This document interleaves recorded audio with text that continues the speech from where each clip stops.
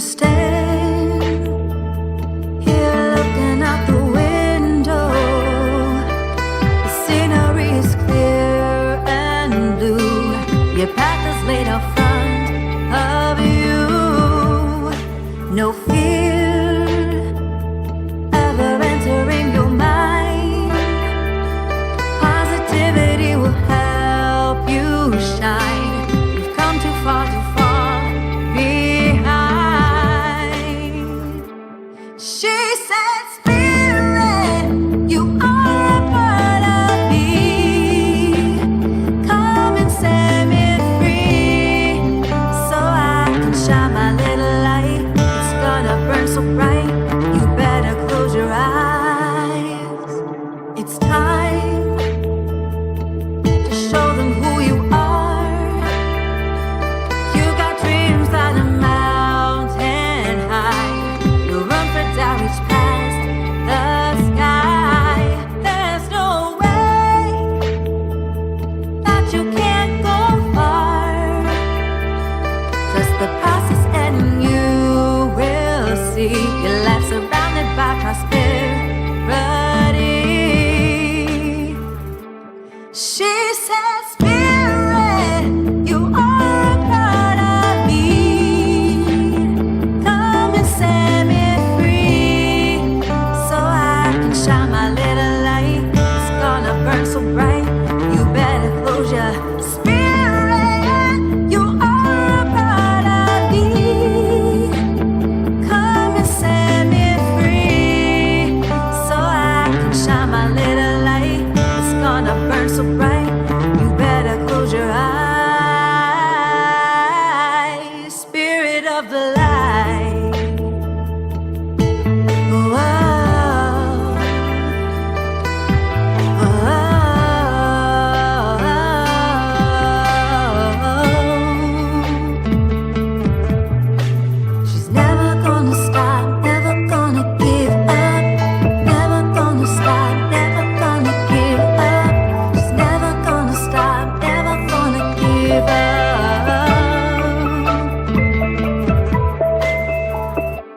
She said, Spirit, you are a part of me. Come and set me free, so I can shine my little light. It's gonna burn so bright, you better close your spirit. You are a part of me. Come and set me free, so I can shine my little light. It's gonna burn so bright, you better close your spirit. You are a part of me. Come and set me free, so I can shine my little light. It's gonna burn so bright, you better close your spirit. You are a part of me. Come and set me free, so I can shine my little light. It's gonna burn so bright, you better close your eyes. Spirit of the light. Oh, oh,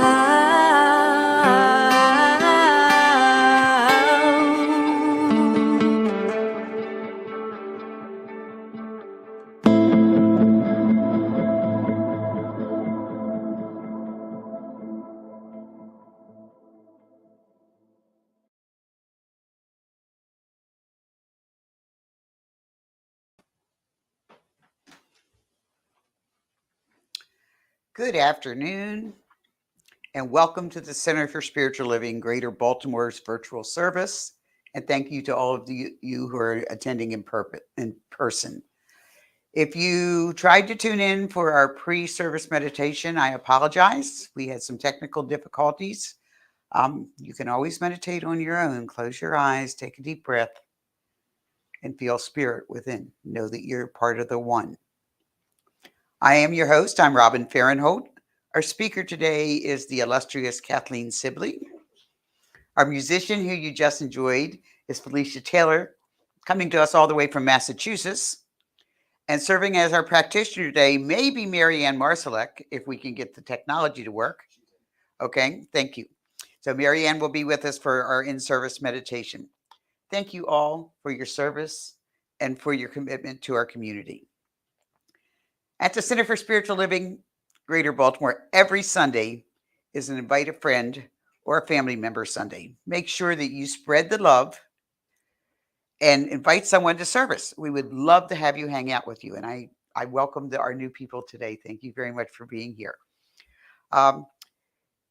If you want to know about news and events for the Center for Spiritual Living Greater Baltimore, go to our website, www.cslgreaterbaltimore.com, and see what events and opportunities we have for you to connect with. At this time, I'm hoping Marianne will join us for our opening prayer. There it is. Good morning, everyone. It's so good to be here. And this is what I know. I know that we are all bound together, that there is only one. And I am so grateful for so many reasons to be here and to technically have made it onto the screen. I know that God has a sense of humor, but we're all here, bound with our hearts, with our minds. We are so ready to hear the wonderful message to come. I'm so grateful that we have Reverend Kathleen giving the message today. I am just so blessed to have producers like Eugene Holden and to have Robin as our host, for everybody who has made this broadcast available to us. I am so grateful.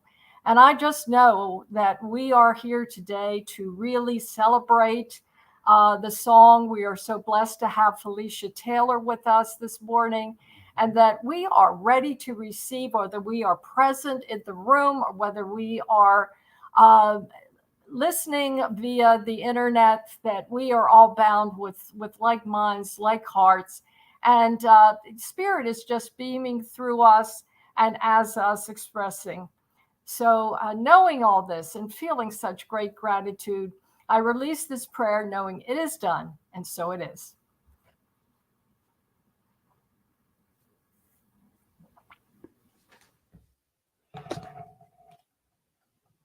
You never know when I'm back on or not. You got to point at me, Eugene. Sorry about that. You're right. Okay.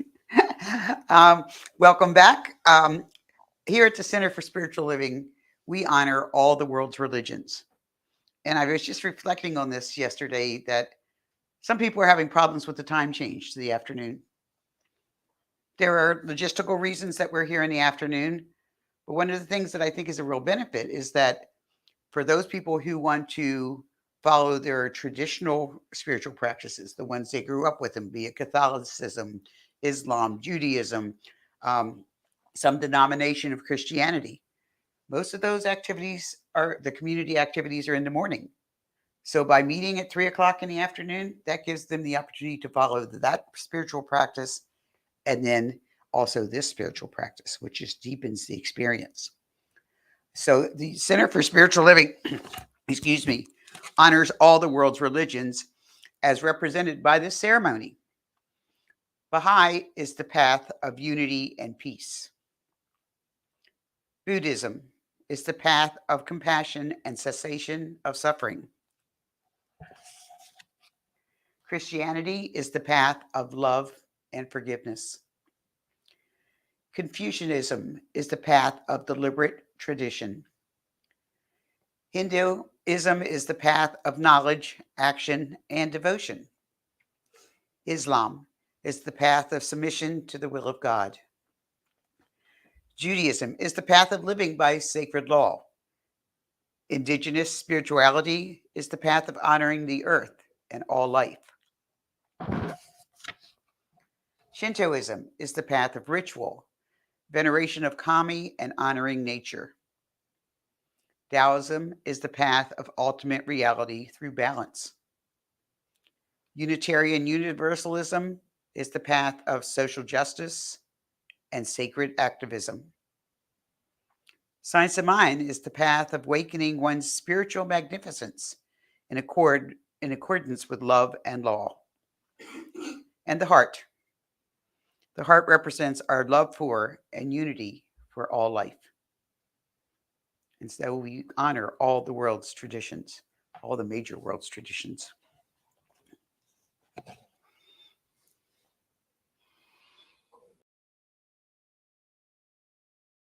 More. I am so happy to be here. I'm going to be sharing with you 3 new songs today that I have just written, and I really hope that you enjoy them. Here we go.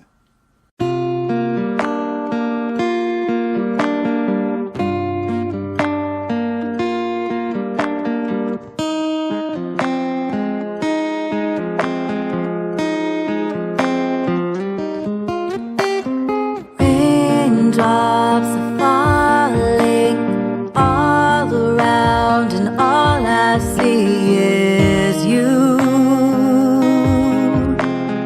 Everywhere I turn, there is never a moment I'm not connected to you.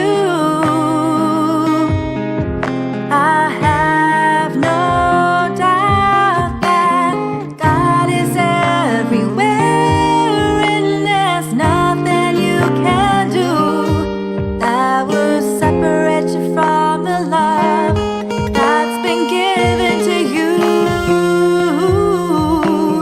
God is everything, we're connected through and through. So just let the raindrops fall, feel the Spirit flow through you.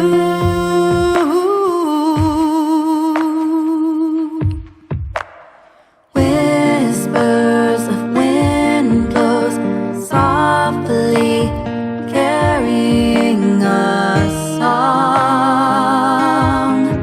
So beautiful it sounds. I feel at peace here, knowing you're all around. I have no doubt that God is everywhere, and there's nothing you can do that will separate you from the love that's been given to you. God is everything, we're connected through and through. So just let the raindrops fall, hear the Spirit flow through you.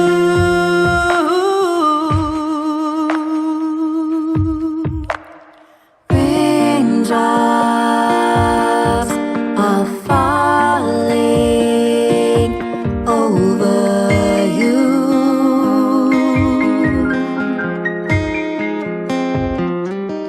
Oh, raindrops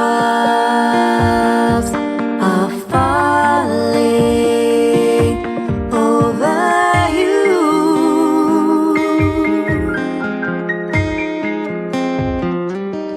Oh, God is everywhere, and there's nothing you can do that will separate you from the love that's been given to you. God is everything, we're connected through and through. So just let the raindrops fall, hear the Spirit flow through you. Raindrops are falling over you.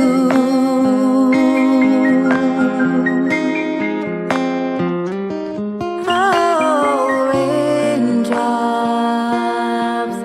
are falling over you.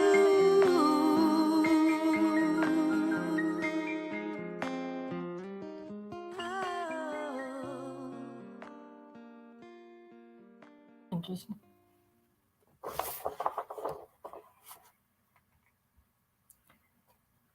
It's now time for our spiritual practice.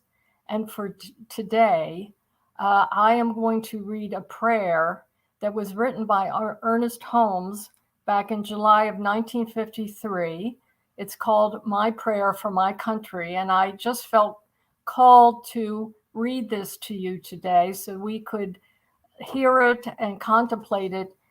It was written to heal the fear and confusion of that time, and it's very apropos now to heal the fear and confusion that is in our country and the world. So this is My Prayer for My Country by Ernest Holmes. After I read this, we will have a few moments of contemplation, and then I will go into a short practice for Tan Ling. Believing in the divine destiny of the United States of America and in the preservation of liberty, security, and self-expression for all, I offer this, my prayer for my country. I know that divine intelligence governs the destiny of the United States of America, directing the thought and the activity of all who guide its affairs. I know that success, prosperity, and happiness are the gifts of freedom and the divine heritage of everyone in this country, that they are now operating in the affairs of every individual in this country. I know that divine guidance enlightens the collective mind of the people of this country, causing it to know that economic security may come to all without the loss of either personal freedom or individual self-expression. I know that no one can believe or be led to believe that personal freedom must be surrendered in order to ensure economic security for all. The all-knowing mind contains the answer to every problem which confronts this country. I know that every leader in this country is now directed by this all-knowing mind and has the knowledge of a complete solution to every problem. Each is impelled to act upon this knowledge to the end that abundance, security, and peace shall come to all. And I know that this spiritual democracy must endure, guaranteeing to everyone in this country personal liberty, happiness, and self-expression. And now let's take a moment or so to just listen and contemplate on these words. Let's everyone take a deep cleansing breath.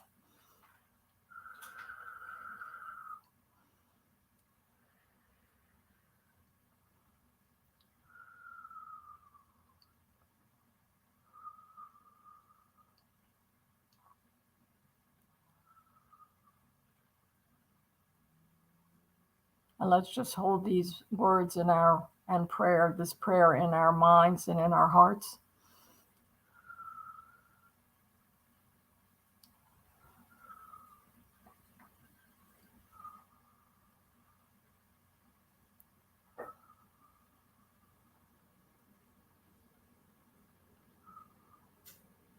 And to cement this prayer into our hearts and minds, to embody it, I would like to just introduce or talk about Tan Ling. Many of you probably already know of this ancient Indian meditative practice that invites us to relieve the suffering through the breath.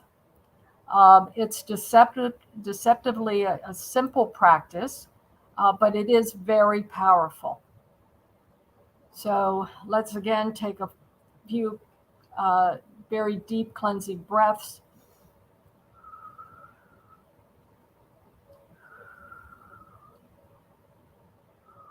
And let's just relax and just take in our breath, Feel the oneness. And right here and now, bring to mind someone you love deeply. Just imagine them here, envision them, feel their beloved presence. And as you breathe in, imagine that you're able to lift all the burdens of confusion, fear, pain, separation, and suffering from their shoulders. You don't take these on yourself, but as you breathe in, you are easing your beloved's burden and relieving their suffering. And as you breathe out, imagine that you are bestowing every blessing upon them: compassion, clarity, and awareness of their wholeness, their complete happiness and contentment, perfect peace.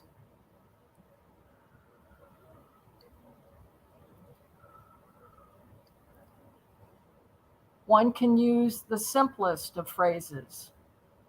Breathe in suffering and breathe out peace. Let's say that again. Breathe in suffering, breathe out peace. You may also create your own phrases, such as, may you be safe and protected. May you be healthy and happy. May you live at peace and with kindness.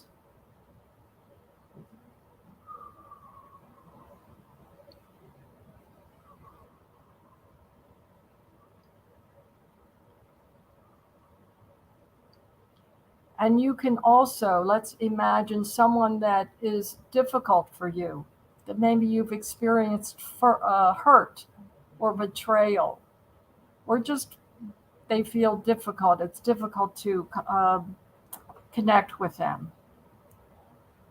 Let's breathe in the suffering and breathe out peace. Keeping this person in mind, let us say, may you be safe and protected. May you be healthy and happy. May you live at peace and with kindness.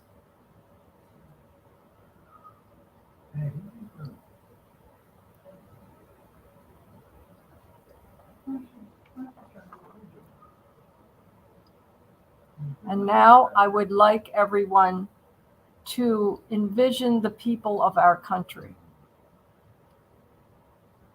and know the highest and best for them, knowing them to be full of compassion, clarity, aware of their wholeness, complete happiness and contentment, perfect peace. So let us breathe in suffering and breathe out peace. And for the people of this country, may they be safe and protected. May they be happy and healthy. And may they be at peace and know kindness.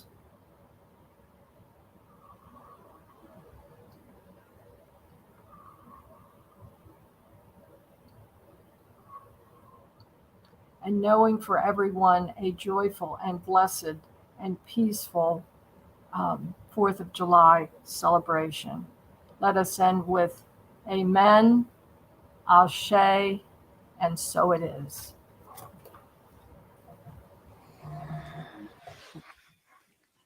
Or as my prayer partner and I like to say, yay, God, because there should be an energy release at the end of every prayer. So my name is Reverend Kathleen Sibley. I am the interim minister here at the Center for Spiritual Living in Greater Baltimore. And it is my joy to give you a little taste of what CSL's teaching is the Centers for Spiritual Living teaches something called the science of mind and spirit philosophy. It's also known as religious science, because what we do is we take the ideas of religions, any religion, and look for the principles behind it in order to simply teach the principles and test those principles, those natural laws that we find, and see if they work for us. Because we don't do this thing where we follow blindly. I have yet to meet a true religious scientist who is at any kind of good at taking orders without questioning them. So what I would ask you to do is everything I do today, everything I say today, just take it in and see if it works for you. If it doesn't work for you, obviously it's not for you. But give it a shot and give it a try before you just spit it out, okay? So the Centers for Spiritual Living is actually a worldwide group.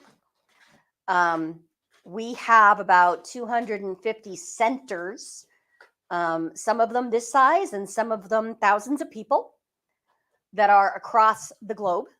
We have teaching chapters, we have teaching centers, we have what's called focus ministries, where we may end up with a minister whose ministry is not pulpit based, it's teaching mindfulness to grade school kids and keeping school shootings from happening in that way. And if that is how we do it, then that's how we do it. Like I said, none of us is very good at just sticking with the same old, same old. So,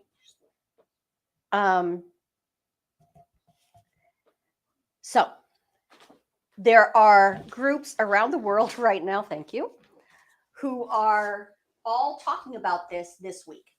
And what we're talking about this month, this year, we're talking about living out loud.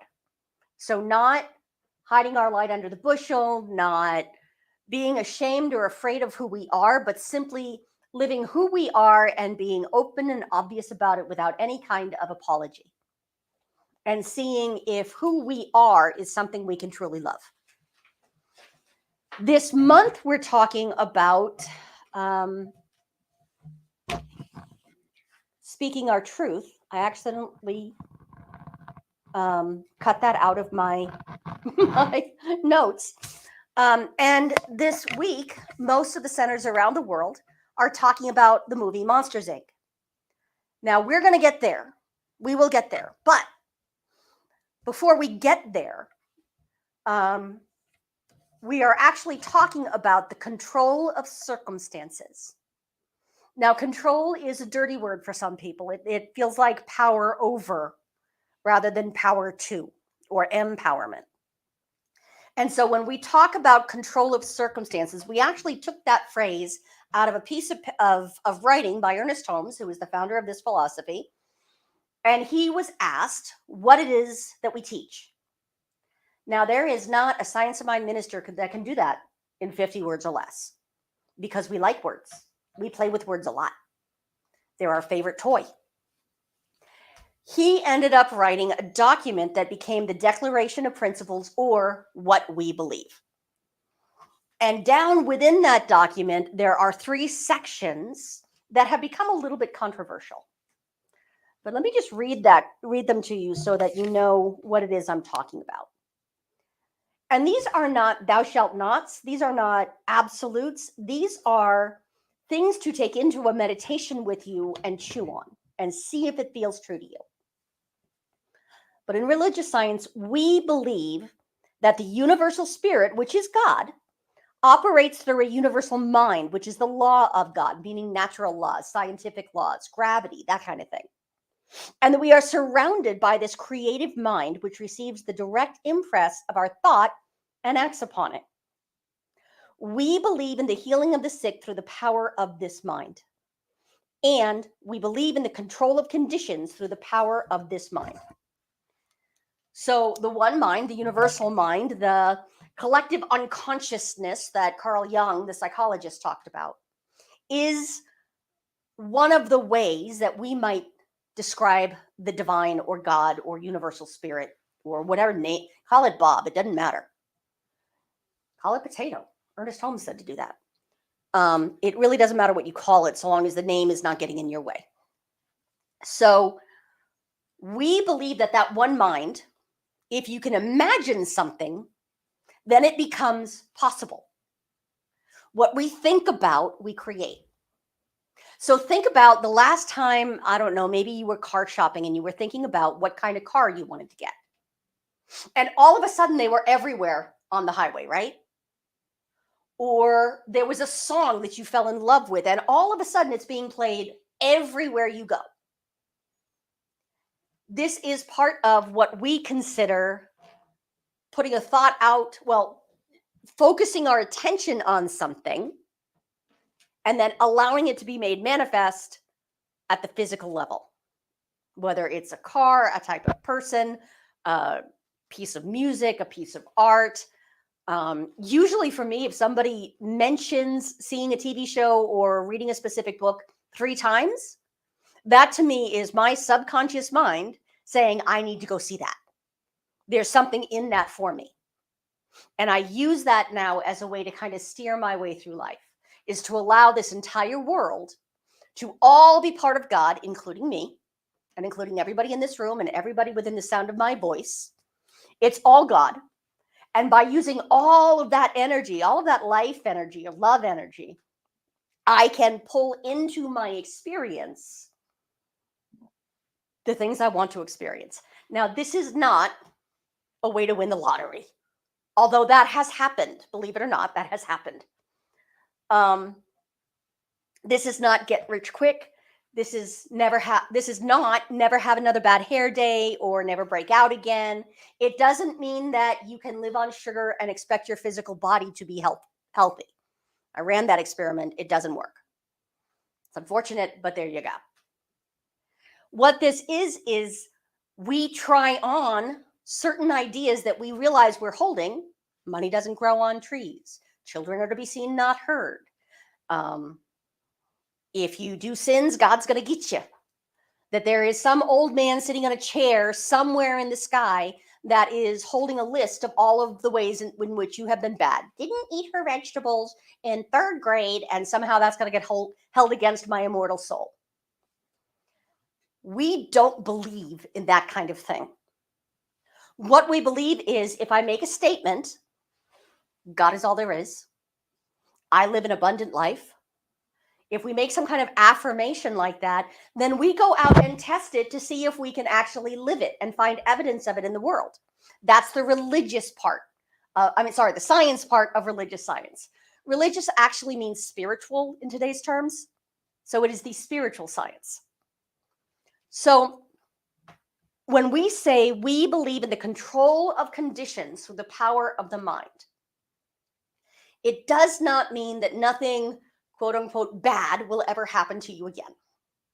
What it means is when life happens, we have tools to deal with it, and it probably won't be as hurtful or upsetting as it might have been in the past. So I happen to have an ace bandage around my foot right now because I fell down and I got stuck between 2 floors of my home. It was really funny at the time, but I was not laughing yet. I was laughing by midnight last night. I thought I'd broken my foot, and I knew I was very happily going into shock. Shock is awesome. It means you can do stuff without things hurting yet. So I got myself up. I called for help. I took care of my cats. I got changed. I went down and outside. Rather than calling an ambulance, I did all of that and then waited for my friend to come pick me up while I was still in shock so that I could get all that stuff done before I sat down and went, ow. And then we went to the hospital. It doesn't mean I somehow magicked not having fallen through the floor. It doesn't mean I suddenly hated my house because it's an old house and the grate that I was cleaning didn't hold me up.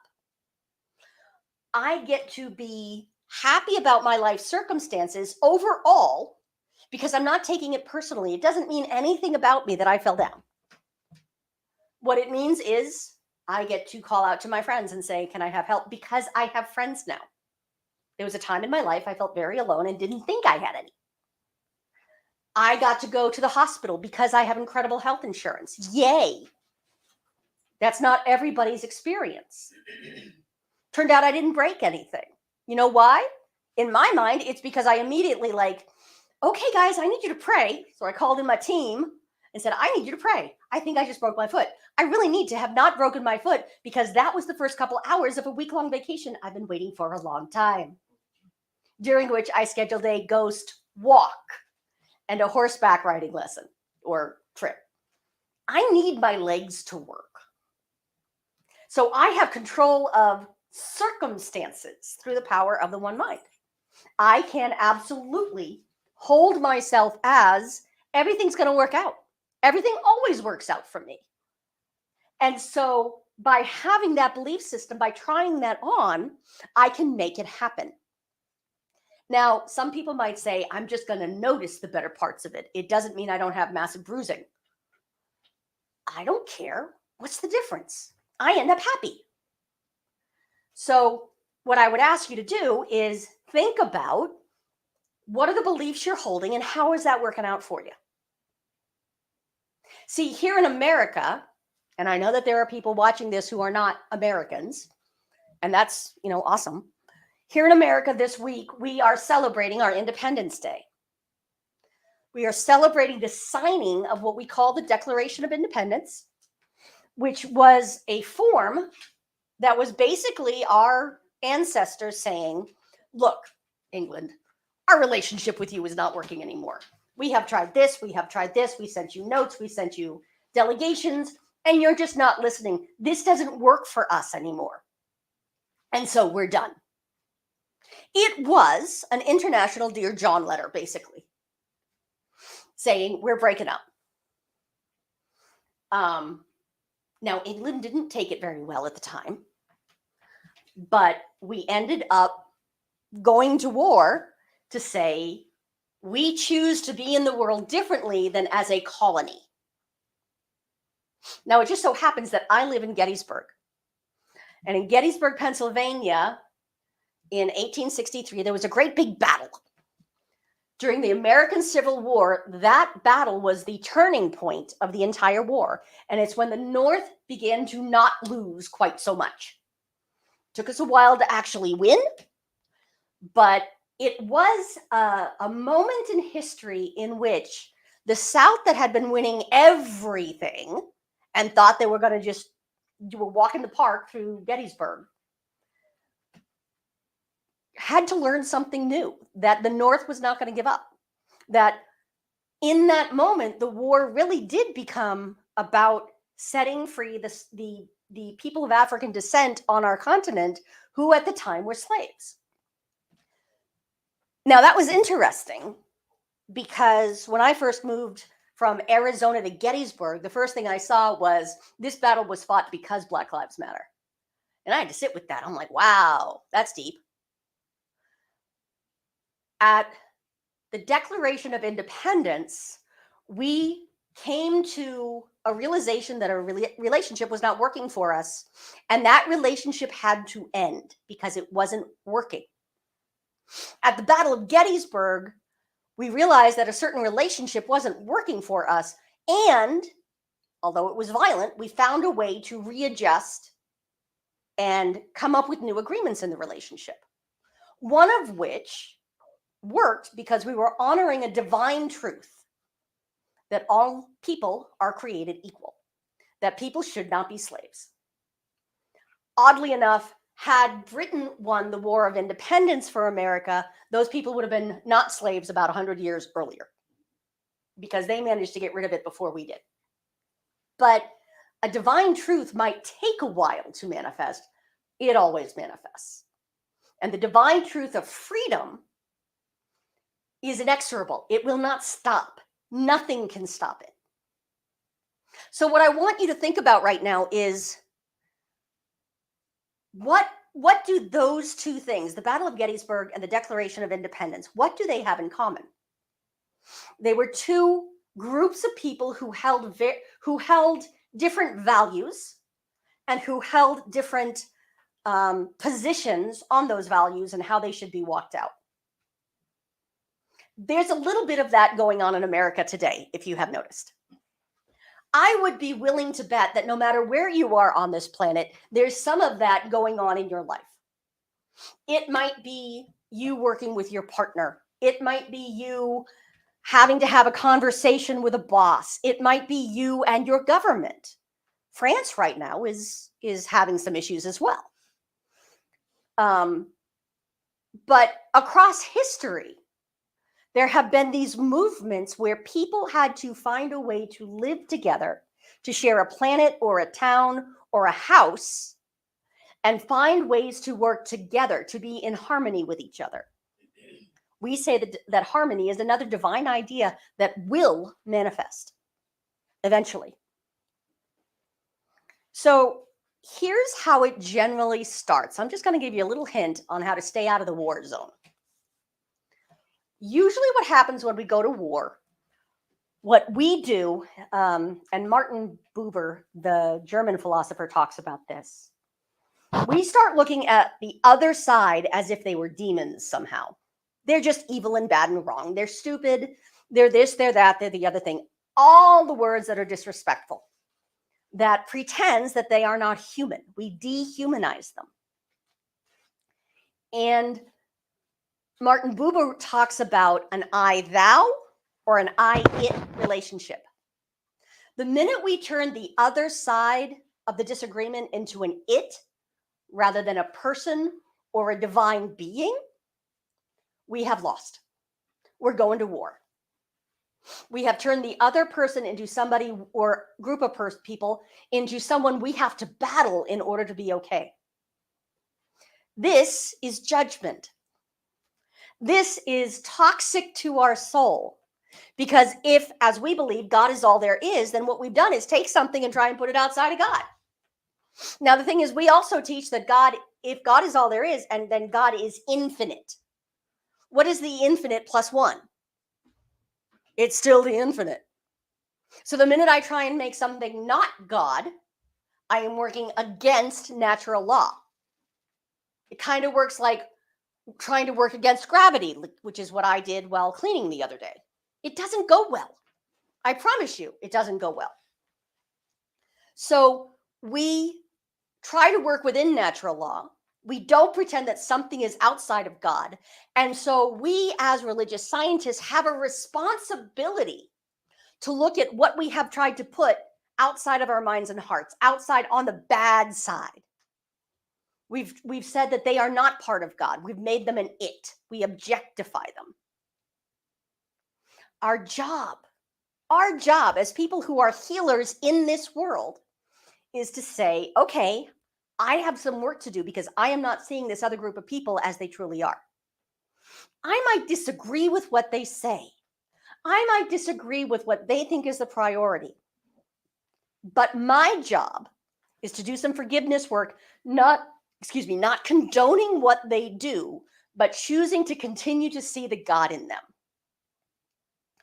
So the North and the South at some point had to come together. The North and the South at some point ended the Civil War. You might not have heard about it. We may not be acting like it, but the Civil War ended and we all had to get on with our lives.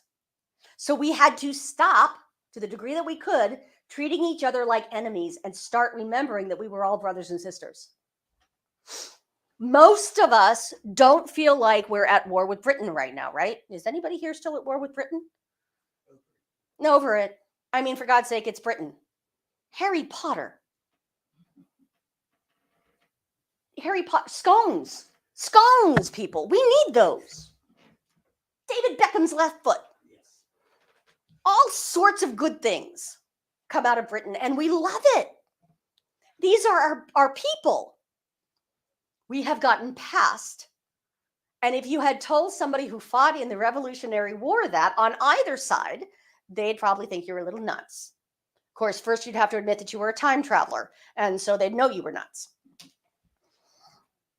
So what we do is we choose to take those people back into our heart. The people, not what they're doing, the people, their soul.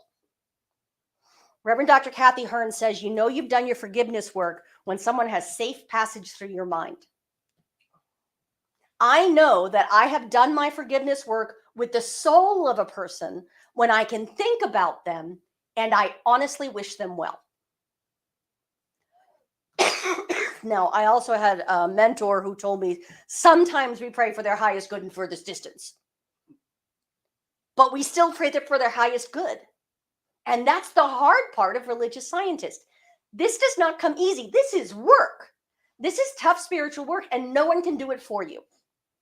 But no one has to do it alone either. That's why we exist. We come together to practice this stuff, to be fully human and fully divine at the same time, and allow ourselves to practice being perfectly imperfect, to practice allowing ourselves to heal from whatever our sacred wound is, and start opening back up to the people that we thought we might never be able to forgive.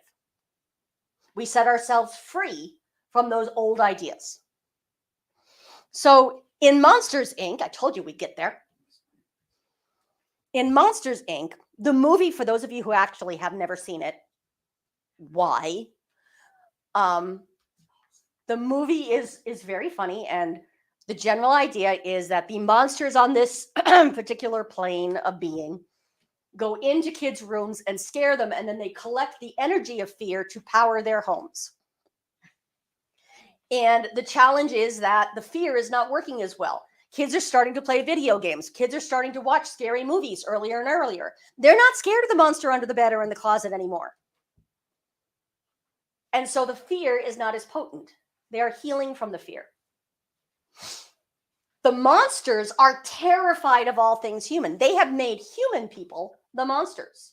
There's a scene when someone gets a sock stuck to his back, and they wash him down in anti-human stuff, and they put him in a bubble, and they're all freaking out. And then one day, their best and biggest monster, Sully, goes into a room, and this little girl looks up at this big purple ape-looking thing and goes, "Kitty!"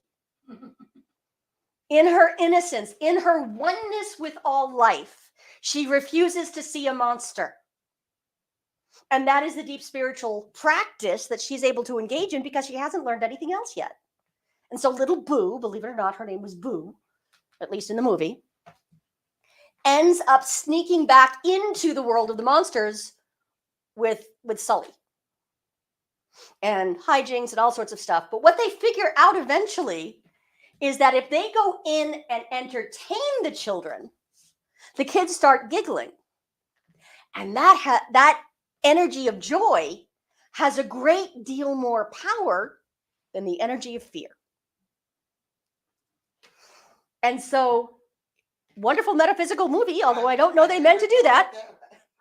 The energy of joy has more power and more creative power than the energy of fear. When we're fearing, we're contracting. We're pulling all that energy in because God forbid it should all go away. When we are in joy, there's a lot more energy. We can invite more people in. It's a lot safer. We feel safe because if we're not feeling safe, we can't be in our joy. It's a lot harder. So what I would ask you to do is think about, where have you personally pushed somebody out of your mind, made them into a monster, the other side, the it? Think about it right now. Is there anyone who does not have safe passage through your mind? I would be willing to bet everybody I have ever met has someone or something that does not have safe passage through their mind. Right now in America, it's the opposite political party, usually. And it doesn't matter which side you're on. It might be a parental figure who let you down. It might be a sibling who broke your toy when you were 3. It might be a former partner that you ended up divorced from or having to end the relationship with painfully. Who does not have safe passage through your mind? If it would make you more free, if it would allow you to spend more of your time in joy, would you be willing to set yourself free from believing in them as evil or bad? Would it be worth it? It doesn't mean you're saying it's okay, whatever they did. That's a very different thing. but would you be willing to declare your own independence from the old belief? I think of it as freeing myself from mental slavery, where I believe that I absolutely must continue holding this grudge. My family hails from Ireland. We call this Irish Alzheimer's. We forget everything but the grudges. And, you know, there was a time I was really good at it. I mean, I could tell you exactly who messed up when and, you know, the date and everything else. It was a miserable existence. And I will tell you right now, being free of that is the greatest gift I ever gave myself. There's a lot more energy in my life now because I have freed myself from not all, but many of those old beliefs. So what I would wish for you this Independence Day, whether you're an American or not, is independence from any type of war that's going on within your heart. Independence and freedom from mental slavery. No more monsters. And the joy of life itself pouring through you and powering your life. And so it is. Namaste. So it is.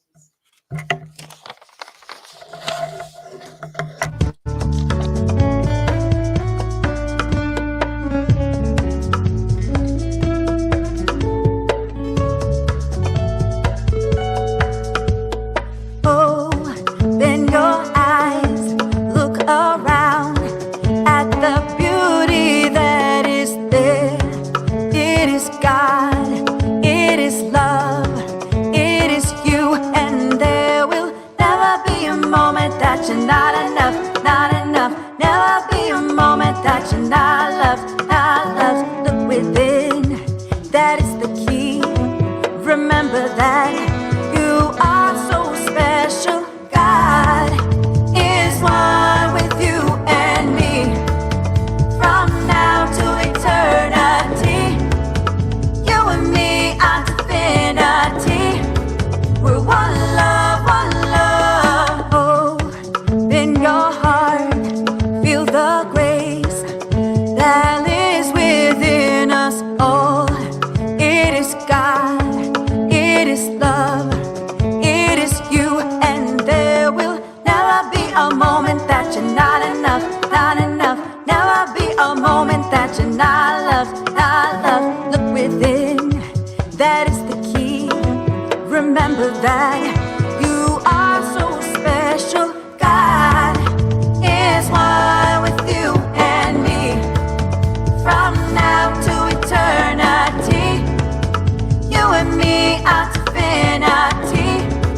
We're one love, one love. God is one with you and me.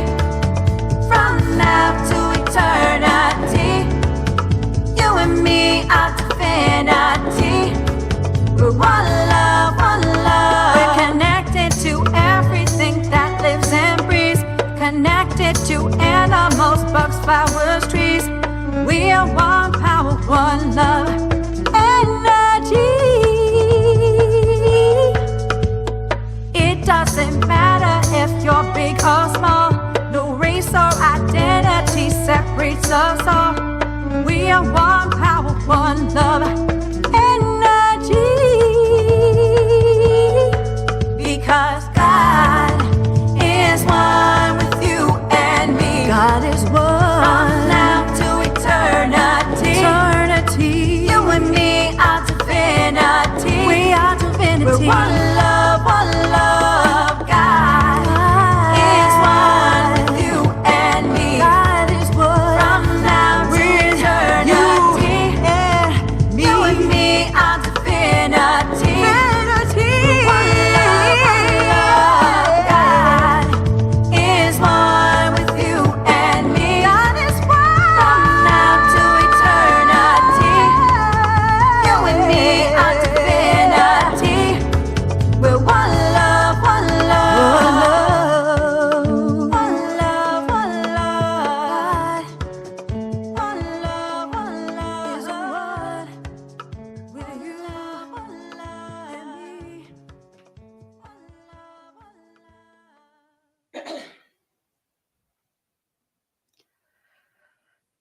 thank you, Reverend Kathleen, for changing my perspective on most Disney movies now.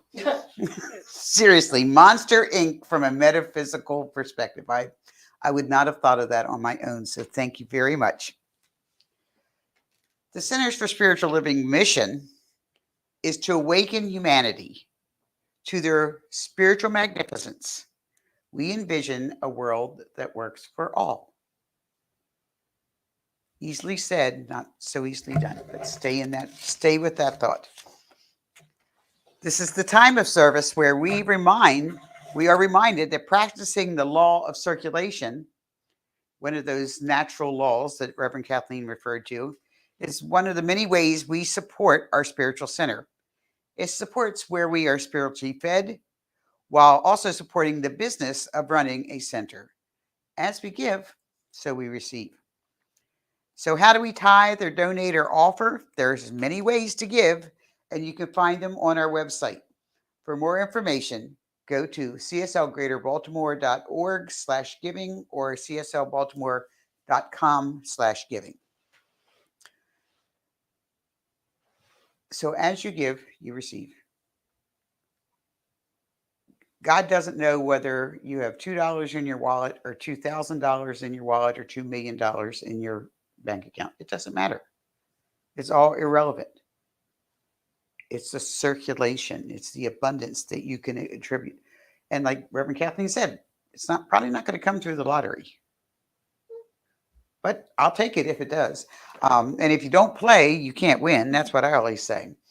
But together as a community, let us declare our financial wealth and abundance. So if you will, repeat after me.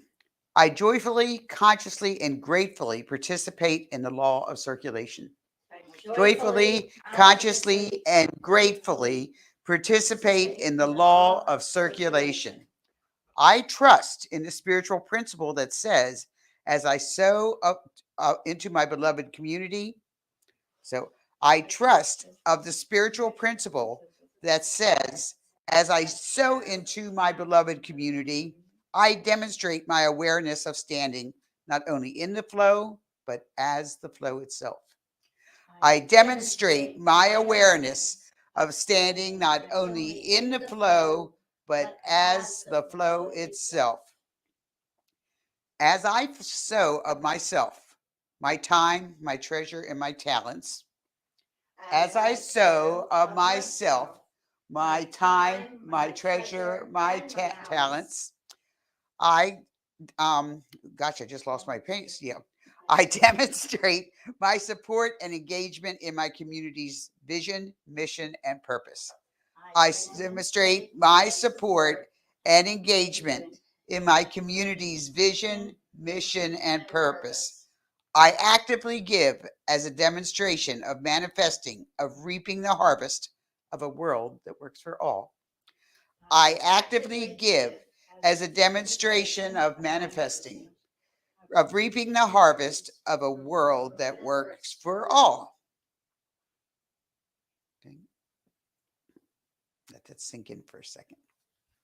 So, as we come to the close of our service today, if you would like a practitioner on duty to pray with you, and you're joining us remotely, join us on the Zoom link. Okay, if you would like a practitioner here to pray for you, we've got them available.